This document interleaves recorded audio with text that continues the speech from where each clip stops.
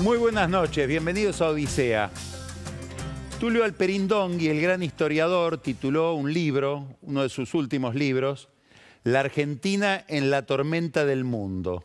Y podríamos decir hoy que la Argentina, que atraviesa una crisis política cuyas manifestaciones son cada vez más evidentes y más frecuentes, la crisis argentina se sacude en la tormenta del mundo, tormenta que ha desatado Donald Trump, suspendiendo o poniendo en crisis un fenómeno que fue un fenómeno de las últimas décadas, que es la globalización, sobre todo a nivel comercial.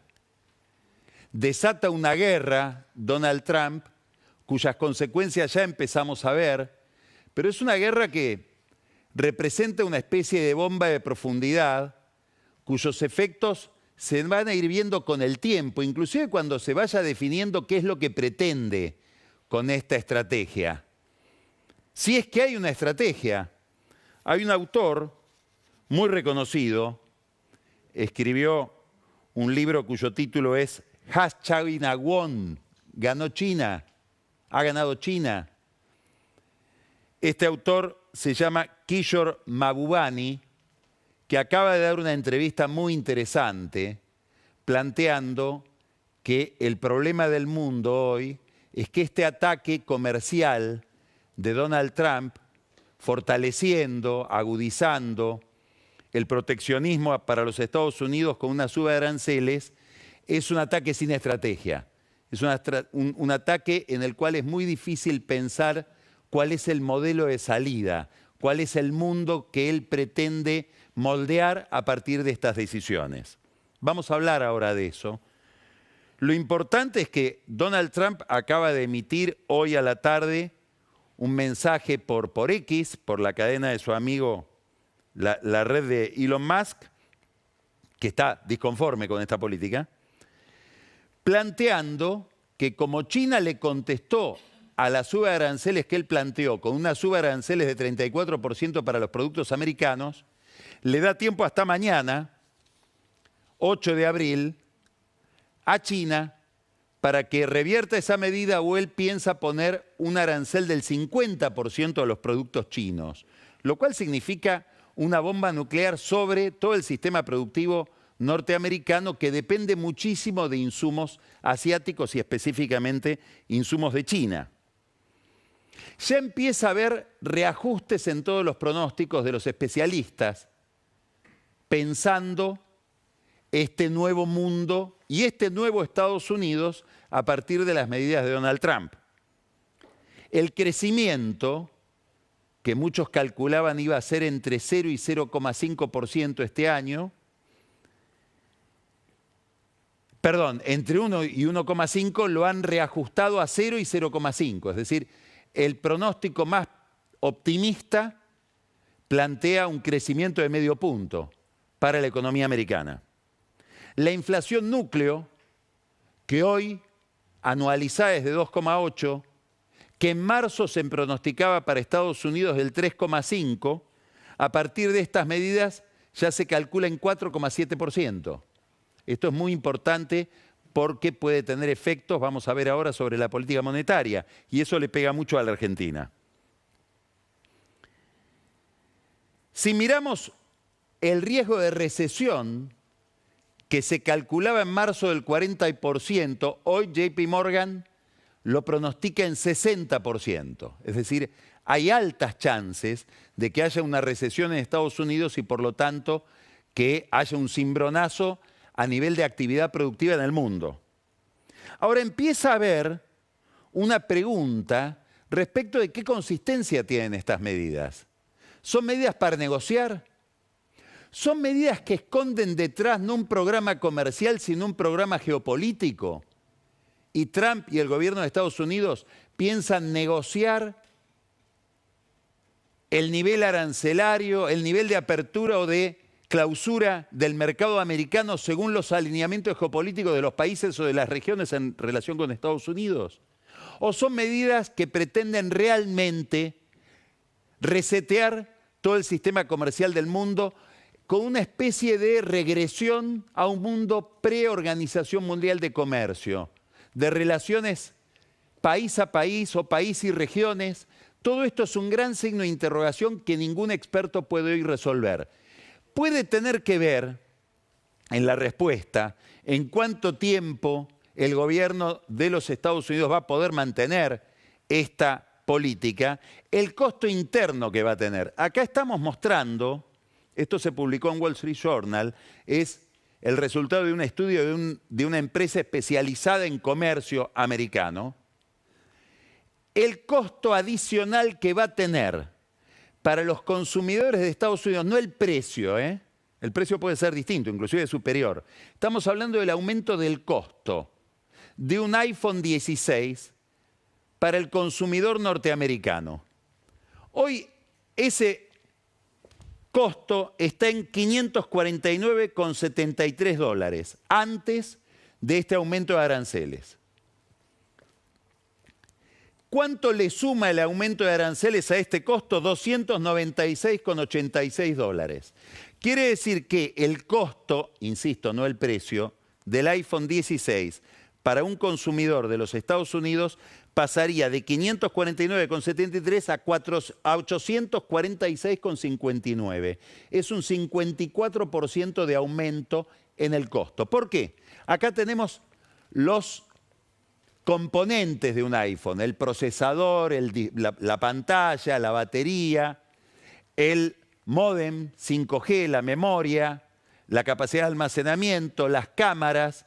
Bueno, el procesador viene de Taiwán, cuesta $90,85, pasaría a costar. De Corea del Sur viene la pantalla, las baterías. Las baterías chinas, China abastece más del 50% de las baterías que consume la industria americana. Estamos hablando de la industria automotriz centralmente. Es decir, que este aumento de aranceles es un golpe fenomenal a todo un aparato industrial de los Estados Unidos. De Corea del Sur, el módem, la memoria es americana, pero la capacidad de almacenamiento es japonesa, las cámaras son japonesas. Bueno, quiere decir que tenemos un impacto enorme en el consumo de los Estados Unidos a partir de estas medidas proteccionistas que van a impactar seguramente, como estos pronósticos indicaban, de una inflación que hoy es del 2,8, se calcula que a fin de año va a ser una inflación que podría rondar el 5%. Esto produce, y es la consecuencia inmediata, la única concreta, mensurable de estas medidas de Trump, un nivel de incertidumbre fenomenal en el mundo y sobre todo en el mundo financiero. Y si no, miremos este gráfico, que es un gráfico publicado por una empresa de datos de Carl Russell y Pablo Robles. Este es el comportamiento de las bolsas desde enero. Y miren lo que es el derrumbe de la bolsa china, de la bolsa alemana, de la bolsa del Reino Unido, la bolsa de los Estados Unidos casi llega al 20% de caída y la bolsa japonesa está 20% abajo del arranque, si tomamos como cero enero de este año. Es decir, el momento 20 de enero en que asume Trump. Es decir, esto es los mercados bursátiles desde la asunción de Trump con este derrumbe que supone una gran destrucción de valor. Entonces, este es el panorama internacional turbulento, enigmático, que proviene de esta política proteccionista de Trump. Insisto, no sabemos las consecuencias, porque, por ejemplo, Ursula von der Leyen hoy le planteó a Estados Unidos, que es la presidenta de la Comisión Europea, le planteó a Estados Unidos la posibilidad de que se dé una vuelta de página en esta guerra comercial y haya un tratado de libre comercio entre Europa y Estados Unidos con arancel cero. Es toda una interpelación para el Mercosur, que sigue demorando la aprobación del acuerdo con Europa, en alguna medida por países como Francia o las reservas que tienen productores agropecuarios como Irlanda para firmar acuerdos con Brasil o con la Argentina, Paraguay y Uruguay, que son básicamente productores de materias primas. Ahora se abriría la posibilidad de que Europa, habrá que ver qué le dicen los franceses a von der Leyen, porque también Estados Unidos es un gran productor agropecuario, de ir a una liberalización del comercio, a todo lo contrario de lo que está planteando Trump. Quiere decir que el horizonte de todo este conflicto todavía sigue siendo misterioso. Para la Argentina, los expertos en economía calculan que, salvo algunos sectores, donde la Argentina exporta, esos sectores son grandes exportadores de bienes a Estados Unidos, el sector básicamente de metales, siderúrgico, aluminio. La Argentina le vende a Estados Unidos 6.000 millones de dólares al año. Muchos de los sectores afectados por los aranceles de Trump no involucran productos que Estados Unidos importa desde la Argentina. No pasaría por ahí el daño. El daño pasaría por las consecuencias, y esto lo venimos planteando desde que empezó la campaña de Trump, que ya prometía esta estrategia proteccionista. El problema es el impacto que tenga esta estrategia o estas decisiones proteccionistas sobre el nivel de inflación en Estados Unidos. Este pasaje desde 2,8 a 4,7 que pronostican los economistas, sobre todo en el propio Estados Unidos. ¿Por qué eso? Porque eso podría llevar a que la Reserva Federal, el Banco Central de Estados Unidos, decida una suba en la tasa de interés. Y esa suba de la tasa de interés llevaría a un fortalecimiento del dólar frente a las demás monedas. Es decir, habría una corriente de devaluaciones o depreciaciones de las monedas frente al dólar, que ya viene registrándose. La tuvimos hace poco en la región. Esto agudizaría muchísimo el problema argentino en relación con el dólar y con el atraso cambiario. Es decir, el peso se volvería una moneda todavía más fuerte de lo que es y estaríamos ante un problema productivo más importante. Habría mucho más incentivo a importar y no a producir en la Argentina, con todas las consecuencias que esto trae sobre la vida social por destrucción de capital, por destrucción de tejido productivo, por destrucción de empleo. Teniendo en cuenta siempre algo muy general e importante, que es que el gran desafío de Milei es no caer en el problema que tuvo Menem y en alguna medida en el problema que tuvo Macri, que es llevar adelante programas de estabilización que terminan siendo repudiados electoralmente por el impacto que tienen sobre el sistema productivo. Es decir, esquemas de estabilización económica que terminan en recesión. El gran desafío histórico de Milei es evitar ser el tercer fenómeno que asocia estabilización económica, ordenamiento de la economía con destrucción de empleo. Entonces, si hubiera una suba de la tasa de interés para controlar la inflación en Estados Unidos, de la tasa de interés americana, eso tendría un impacto sobre el dólar y tendría un impacto sobre el principal problema de este programa económico, que es que faltan dólares. Quiere decir que una economía a la que le faltan dólares, si hay una corrida del mundo hacia el dólar, le faltarían más dólares. Y esto el mercado lo anticipa. Este es el problema que tuvo la economía argentina en abril del 18. Cuando se presumió que iba a haber una suba en la tasa de interés en Estados Unidos, el mundo fue hacia el dólar y los inversores dicen, ¿cuáles son los países a los que le faltan dólares? En aquel caso era Argentina y Turquía. Bueno, la castigaron especialmente. Esto es un tema en la Argentina coyuntural. ¿Por qué? Porque estamos ahora discutiendo el acuerdo con el fondo.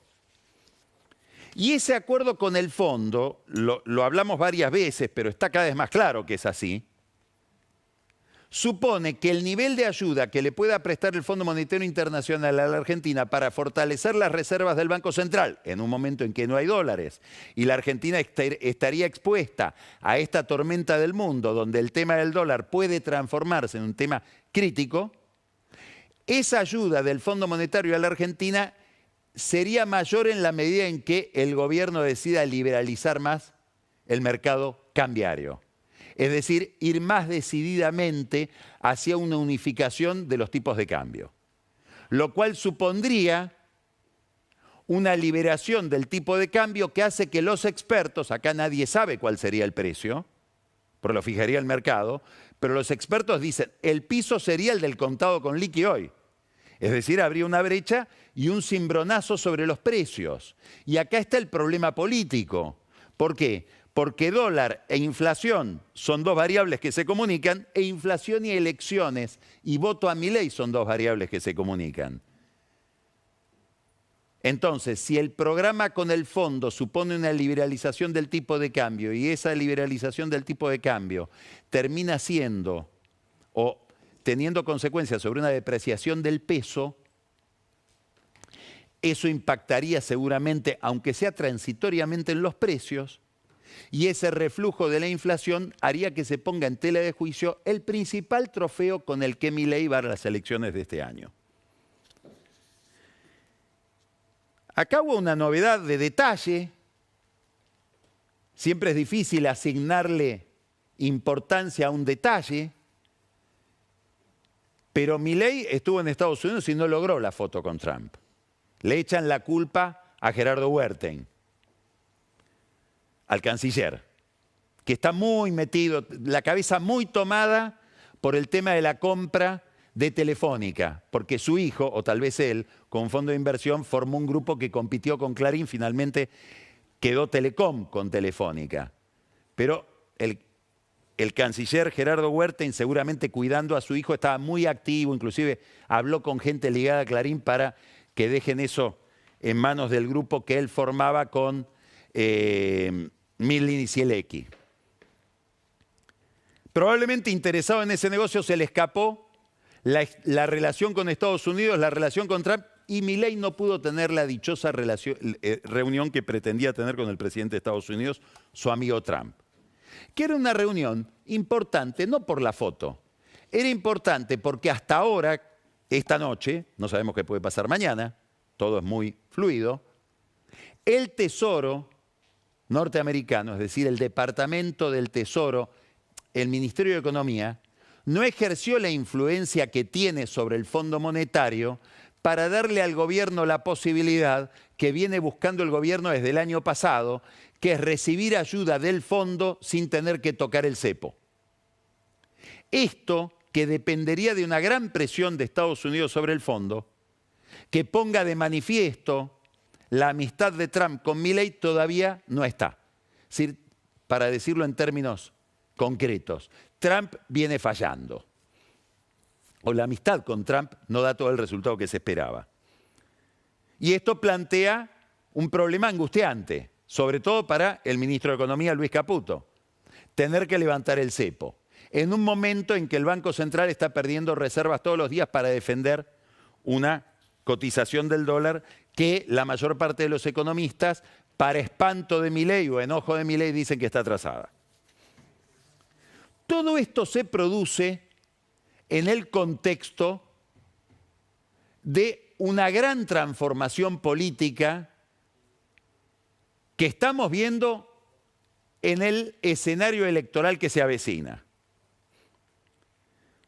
No se reduce solo a lo electoral. El gobierno viene de una crisis que todos vimos, se involucró durante más de un año. En enero del año pasado apareció por primera vez la versión, en aquel momento insólita, de que el gobierno pensaba postular a Ariel Lijo con el desprestigio que tiene Ariel Lijo para la Corte.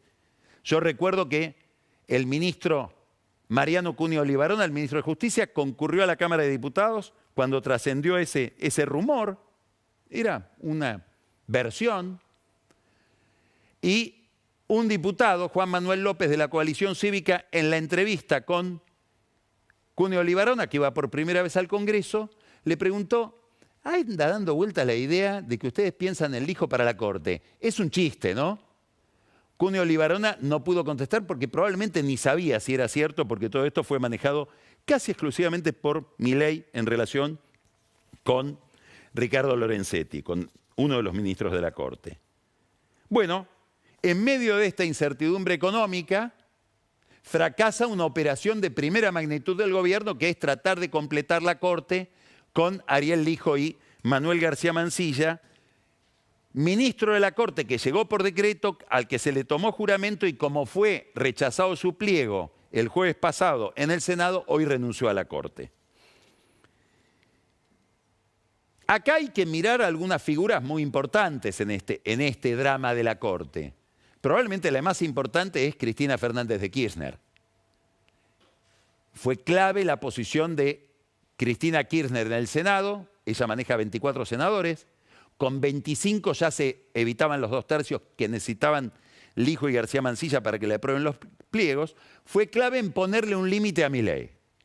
Curioso, no es porque haya conversaciones, ni pacto, ni nada que se le parezca, pero convergen Cristina Kirchner y Mauricio Macri en esta posición frente al deseo del gobierno de completar la Corte con Lijo y García Mansilla. Obviamente mucho más poderosa la posición de Cristina, solamente nada más que por el nivel el peso que tiene ella en el Senado a través de ese subbloque. El gobierno contesta, sin creerse el argumento, de que lo que pasó es la casta contra Milei. Es un argumento, sin faltar el respeto a nadie, ridículo. Porque detrás de Lijo, si Lijo no es casta, o Daniel Angelici no es casta, que era uno de los principales promotores del Lijo, o si no es casta el tenebroso Jaime Estiuso, ¿dónde está la casta?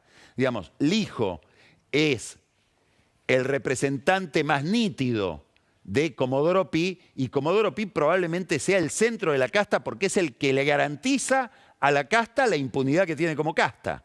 O sea, si Lijo hubiera llegado, hubiera sido un triunfo de la casta.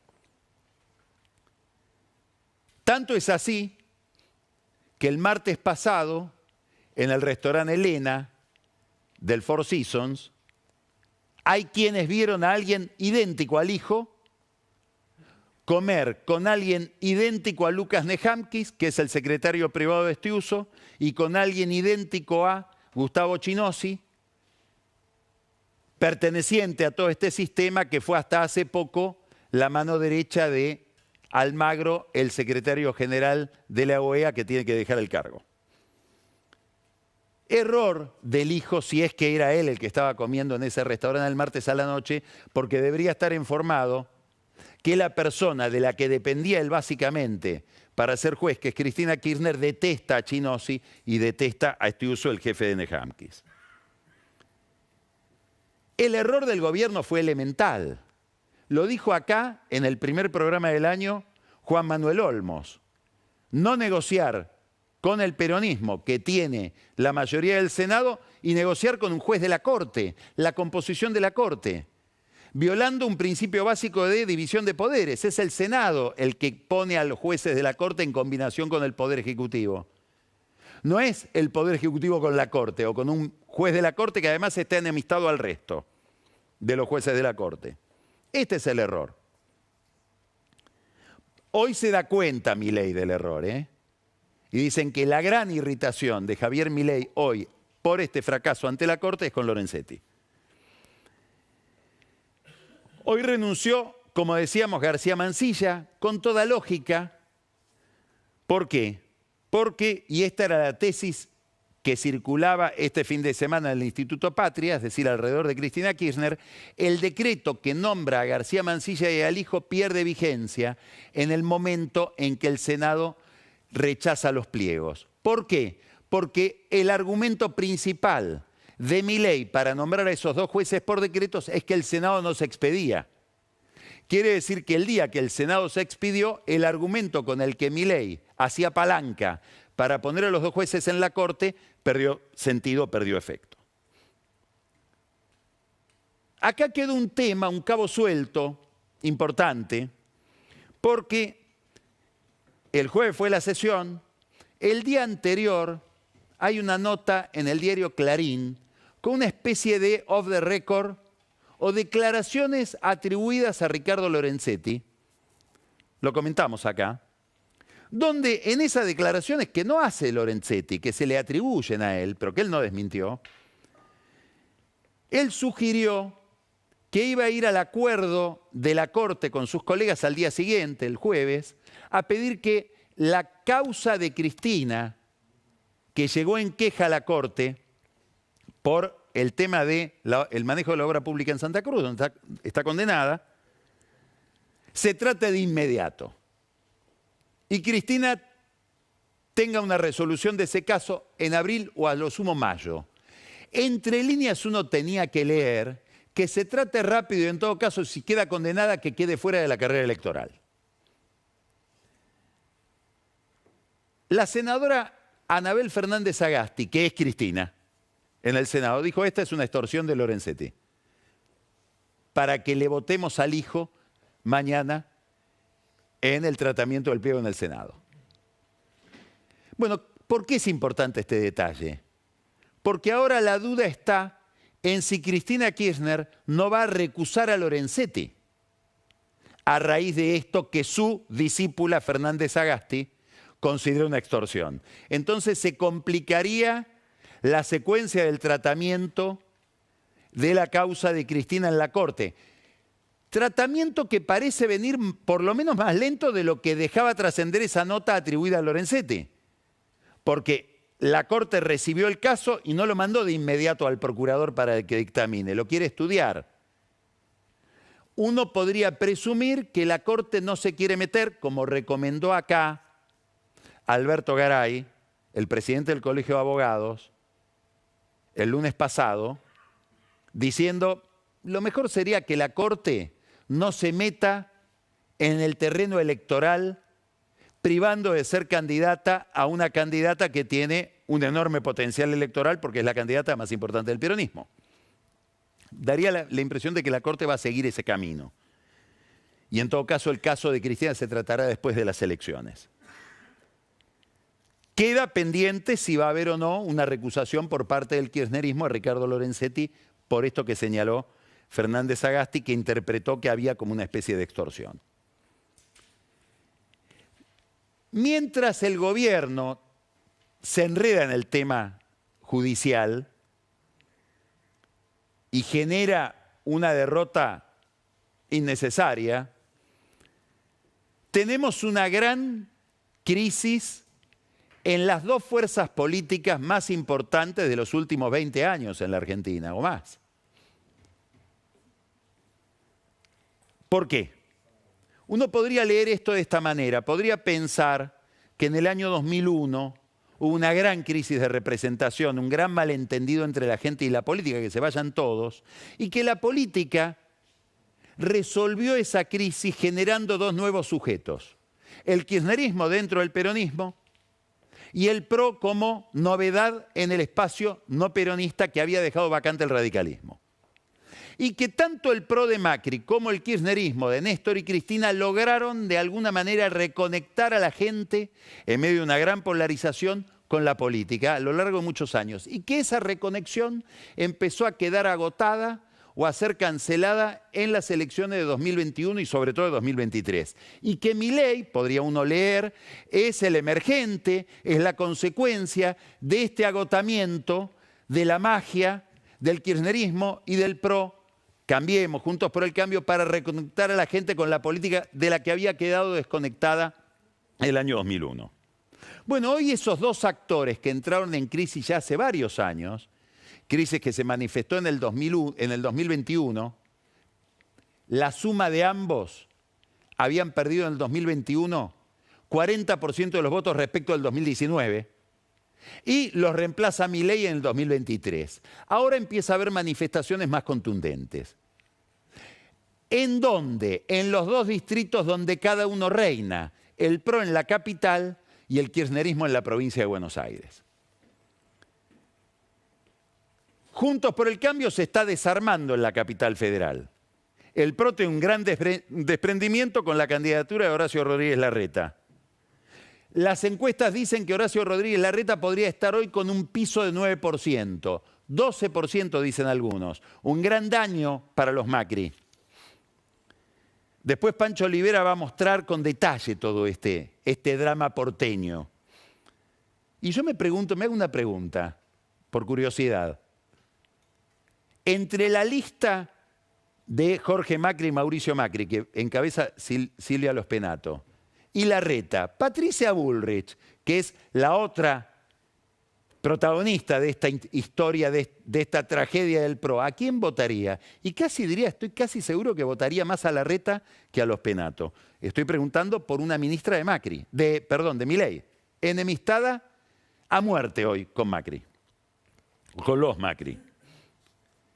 También está la enemistad de los Macri con Larreta. Miren este video de Jorge Macri. Otra jornada larga, arrancamos muy temprano, dando inicio a las obras del Centro Cultural San Martín, un lugar emblemático, histórico de los 70, un edificio maravilloso que recibimos en un estado que duele, lamentable, la verdad, de la gestión anterior. Pero bueno, vamos a hacer una gran obra. Jorge Macri dice que lo recibió en un estado lamentable de la gestión anterior de la que él era ministro de gobierno. Es decir, los políticos tienden a no autocriticarse, pero a veces se le escapan algunas autocríticas, como decía Borges, con esa lógica peculiar que da el odio. Bueno, lo cierto es que en la lista elaborada por Jorge Macri y Mauricio Macri hay un intento muy marcado de frenar a Larreta, que se lleva obviamente votos del PRO. Ahí aparece un protagonista muy interesante de toda esta historia, ya lo nombramos hoy, Daniel Angelici, que en una asociación con los Macri ubica gente en las listas del PRO. Lo ubica Lautaro García Batallán, voy a la prehistoria, ex Grupo Sushi, es decir, presidencia de la Rúa. Y ubica a Lucía Bracha. Se supone que la ubica a ella. En realidad puede ser que no sea Bracha de Angelici, porque la única razón por la que se los vincula es que trabaja en la empresa World Games, que esa sí es de Angelici, es empleada del vinguero. Pero puede ser que tenga su propia historia en la UCR porteña, que es de donde aparentemente viene. Lo cierto es que entonces Angelici pone gente en la lista de Jorge Macri. ¿Por qué es curioso? Y porque Angelici es el jefe del radicalismo de la capital, que va con otra lista, donde seguramente él también tiene gente. Es decir, en un momento en que la casta está impugnada, en que la política está impugnada, sigue habiendo como reflejos condicionados, como movimientos realizados con el sistema nervioso periférico, es decir, no pensados, que corrobora lo que la gente critica en términos de representación. Por su parte, el radicalismo elabora una lista testimonial. No solo hay una división en el PRO, hay que ver cuánto saca la lista radical que lleva adelante Lucille Levy, una militante estudiantil, porque puede ser el eclipse, nunca uno puede decir definitivo, pero muy impresionante del radicalismo en la ciudad de Buenos Aires, donde fue una fuerza importantísima a lo largo de la historia. Además hay otro desprendimiento en el mundo de Juntos por el Cambio, que es la lista de Adorni y La Libertad Avanza. Y ahí hay que mirar algo importante. No me extrañaría que el PRO, los Penato, la lista del gobierno porteño, y no me extrañaría que la lista peronista, ahora vamos a hablar de ella, que encabeza Leandro Santoro, pongan como foco crítico no críticas a Adorni, sino a Karina Milei, que es la jefa política de La Libertad Avanza en la capital. ¿Por qué es importante esto? Porque si empieza una demonización estratégica, podríamos decir hasta cínica, de Karina Milei, bueno, eso hay que ver qué efecto emocional produce en el presidente. Es un cable difícil de tocar. Esta dispersión del no peronismo, el PRO, los radicales, la lista de Larreta, La Libertad Avanza, beneficia al peronismo, encabezado por Santoro, liderado, como decíamos hoy, lo mencioné hoy, a Juan Manuel Olmos. Ahí está el kirchnerismo también en esa lista. Y un pequeño desprendimiento que es Juan Manuel Aval Medina con el aval del movimiento Evita. Pero hay que mirar a la candidatura de Santoro. El gobierno cree que gana Santoro la elección. Estamos hablando de una elección para la legislatura porteña. Ahora, la gran novedad de hoy no pasa por la ciudad de Buenos Aires, donde, como decimos, hay una enorme novedad que puede perder el PRO de Macri. Esta es la novedad. Puede salir segundo, tercero. La gran novedad es provincia de Buenos Aires. ¿Por qué? Y porque ahí se produjo hoy la fractura ya evidente entre Cristina Kirchner y Axel Kicillof. Kicillof se levanta contra Cristina Kirchner, lo que Carlos Rucauf acaba de mencionar o de caracterizar en una nota que publicó en Clarín como el matricidio de Kicillof. Habrá que ver si es matricidio o si es filicidio y es Cristina la que lo mata a Kicillof. Todavía no está definido el resultado de este torneo. Lo cierto es que Kicillof decide desdoblar la elección de la provincia de Buenos Aires, hacer una elección anticipada el 7 de septiembre y con eso quitarle el aparato bonaerense a la candidatura, a la lista nacional del kirchnerismo, donde estaba más involucrada Cristina Kirchner. Cristina Kirchner amenaza con ir a la elección provincial el 7 de septiembre y presentarse en la tercera sección electoral, donde Kicillof tiene sus respaldos, tiene sus bases. Jorge Ferraresi, Seco en Ensenada, Jorge Ferraresi en Avellaneda. Linda pelea. Con Cristina en la legislatura bonaerense. Después nos va a hablar Daniel Vilota de qué es la legislatura bonaerense, porque ahora se va a hacer famosa, peligrosamente famosa. No quiero meterme en el terreno de Camila Perochena en la historia, pero en 1880, cuando se debatía la federalización de Buenos Aires en la legislatura bonaerense, que era la legislatura de la ciudad de Buenos Aires, donde hoy es la Manzana de las Luces, Leandro Alem, que se oponía a que la provincia le entregue su capital a la nación, dijo: a partir de ahora, la provincia de Buenos Aires va a carecer de agenda política.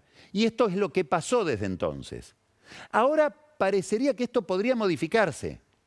El 7 de septiembre, por primera vez tal vez en la historia moderna de la provincia de Buenos Aires, los bonaerenses van a discutir una agenda local, provincial. Y va a aparecer ahí seguramente el tema de la seguridad, porque el tema económico pasa a ser un tema nacional siempre. Este es el desafío que tiene Kicillof, ir a la elección con esta agenda.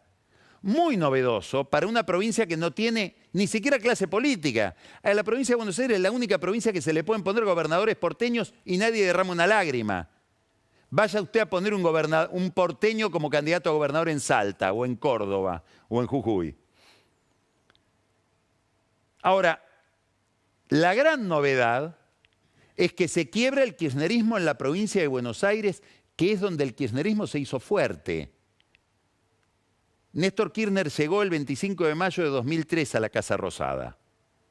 Tuvo un día agotador como es el día de la asunción de los presidentes. Hay que saludar embajadores, dar los discursos, la jura de los ministros. Destruido físicamente llegó a su despacho a la noche y se junta con Julio De Vido. Y como era Kirchner, controlador, obsesivo, le dice: ¿qué vas a hacer mañana vos? Mañana tengo una reunión con Alberto Balestrini, La Matanza, y con Hugo Curto, 3 de febrero. Las dos columnas, las dos grandes patas del dualdismo. ¿Y para qué te vas a reunir con ellos? Porque tenemos que empezar a buscar gobernabilidad. Lo que le dice Julio De Vido a Néstor Kirchner esa noche es: empezamos a colonizar el PJ bonaerense. Empezamos a colonizar y apropiarnos de la estructura de Duhalde. Y en el 2005, cuando Cristina le gana a Chiche Duhalde, terminan esa tarea. Y desde entonces el kirchnerismo es un fenómeno bonaerense. Y lidera al peronismo desde la provincia de Buenos Aires, desde el conurbano bonaerense. Este es un dato principal de los últimos 20 años de la política argentina. Esto es lo que viene a tocar Kicillof. Viene a dividir esto. Enfrentando a Cristina, cuando era el candidato de Cristina. Hasta julio del año pasado probablemente Kicillof era el candidato que Cristina tenía pensado para ir a seducir a la clase media. Todo el entorno de Kicillof le dice, no, así no, Axel, sos otro Alberto si vas con Cristina detrás. Tenés que demostrar que sos independiente. Y siguiendo ese consejo, Kicillof sale hoy a enfrentar a Cristina y a elaborar una candidatura presidencial no sin Cristina, contra Cristina. Y esto tiene consecuencias muy importantes, obviamente para Cristina, que tiene que ganar esta elección, pero también para Kicillof. Porque supongamos que gane Kicillof, es candidato a presidente con media provincia o una parte importante de la provincia de Buenos Aires dividida. No me cabe duda de que a partir de hoy Cristina Kirchner está pensando cuál va a ser su candidato a presidente y a los pies de quién va a poner el capital político que le quede en la provincia de Buenos Aires. Con otra consecuencia, van a ir en listas separadas. En principio, o va a haber paso. Se tenía que discutir mañana esto en la legislatura bonaerense y se suspendió la sesión. ¿Va a haber 3 elecciones en la provincia de Buenos Aires? Pueden hacerle esa perversidad a Kicillof. ¿Querés desdoblamiento? Tenés que explicarle a los bonaerenses que va a haber paso, elección provincial y elección nacional. Linda incógnita. Supongamos que no hay paso, van con listas divididas. El que es intendente peronista, supongamos de La Matanza, o el intendente Otarmín de Lomas de Zamora, ve que hay 2 listas de concejales y por el medio le puede ganar un tercero. La Libertad Avanza, el PRO. Es decir, empieza a haber una crisis estructural en todo el peronismo de la provincia de Buenos Aires, que es el lugar para el cual se creó el peronismo. Perón creó el peronismo para evitar una revolución social en el conurbano bonaerense. Quiere decir que estamos tocando un nervio de la historia esta noche con la decisión que tomó Kicillof, llevado adelante o instigado por Ferraresi, por Seco, pero sobre todo por alguien. Otro nombre raro en esta pelea. Andrés el Cuervo Larroque, que era ortodoxo como nadie de Cristina y es el principal asesor de Kicillof contra Cristina. Queda entonces una provincia dividida ahí. Queda un gabinete que seguramente va a estar en crisis. Hoy Máximo Kirchner empezó a pedir que los de él renuncien al gabinete de Kicillof. Pregunta, y termino con esto. ¿Cómo queda la legislatura porteña? ¿Por qué me lo pregunto? Porque Juan Manuel Olmos, que es un político porteño que se las sabe todas, se puso 11 en la lista. Aspira a entrar. Es decir, aspira a ganar la elección. Si no, no sale 11. No entra el 11. Con ese triunfo, el peronismo puede armar una mayoría contra Jorge Macri en la legislatura porteña. Y empieza un Macri amenazado, inestable. Ahora voy a la legislatura bonaerense de la que hoy nos va a hablar Vilota. Cristina Kirchner llega a la legislatura, supongamos que gana la elección. ¿Cuánto dura Kicillof? ¿De qué estoy hablando? De que en este mundo tormentoso, la Argentina puede empezar en un proceso de inestabilidad en 2 distritos fundamentales que son la capital y la provincia de Buenos Aires. Dios nos libre y nos guarde, pero ese puede ser el 2026. Vamos a empezar Odisea con una entrevista que les va a resultar súper interesante.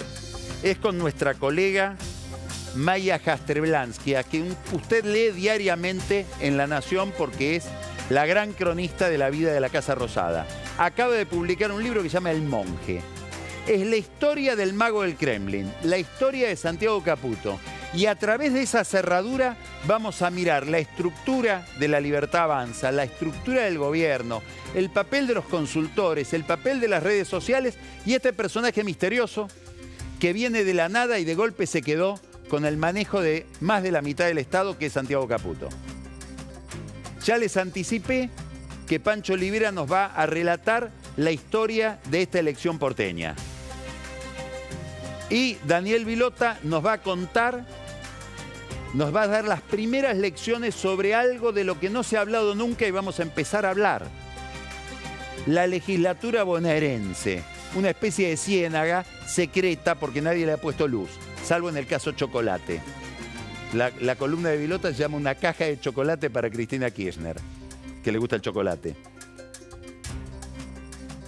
Ana Iparraguirre, ¿qué quiere hacer Trump políticamente con lo de los aranceles? Y Camila Perochena, la historia del dólar y los argentinos y la historia de los cepos cambiarios. Y quédese para el whisky, porque Carola Gil, no sé si estuvo, pero tiene toda la información de la fiesta de Mar-a-Lago, el reducto de Donald Trump, en Palm Beach, donde estuvo Milei. Y nos cuenta todo esta noche en el whisky. Empezamos Odisea.